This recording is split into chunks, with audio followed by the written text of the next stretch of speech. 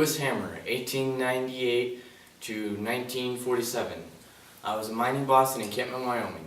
My personality consisted of many good qualities. I worked hard to get what I wanted and treated my workers kindly. My life was filled with routine checks and safety inspections.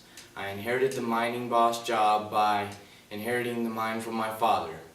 I liked my profession because I earned lots of money from the mine. I loved to hunt elk and other big game.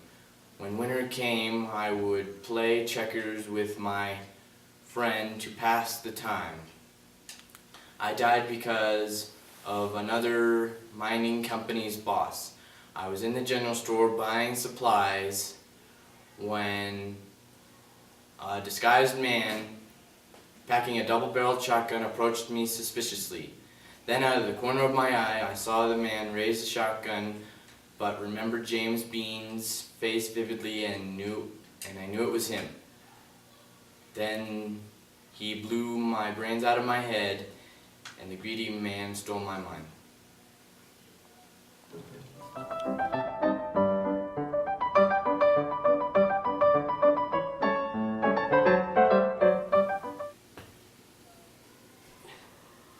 John Smith, 1872 to 1905. I was 7 years old when I was first introduced to the family business.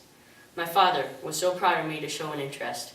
My mother was a little disappointed. She always wanted me to be a doctor, but when she saw that I showed an interest, she knew I'd become a tightrope walker. At the age of 12, I was better than my father. At the age of 15, I was better than my mother. After I married my wife, Mary Singer, I proceeded with tightroping. My mother and father died on 1894 during their final act. My father always told me to finish what I started, and for me to do that, I had to do something amazing. On 1905, a man contacted me with a letter saying that he needed to draw more attention towards his mine because he was short on workers. I took the job because I wanted to impress my wife. On the top of the tramway during my second act, I did a front handspring followed by my back handspring, slipped, then plumaged to my death.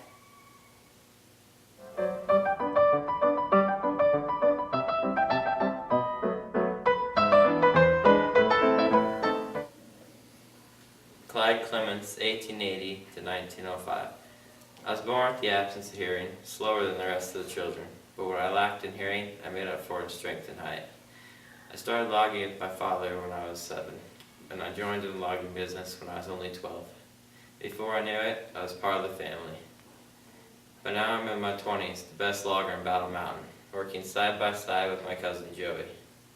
Our last few days logging before winter would be the end of me. I lack of hearing the cow snap of the big pine and a scream from Joey. The light faded, and that was that. Now my family and friends is in my lonely grave on this unforgiving mountain.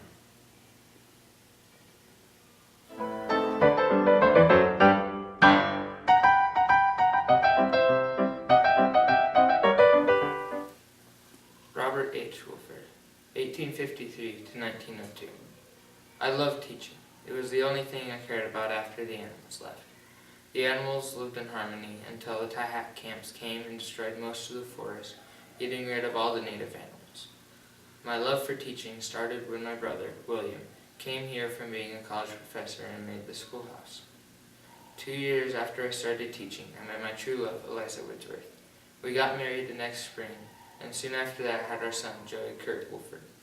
10 years had passed and I was still teaching, but we went outside more often to study the wildlife since the Tahacks had left. Life was fabulous, and I could thank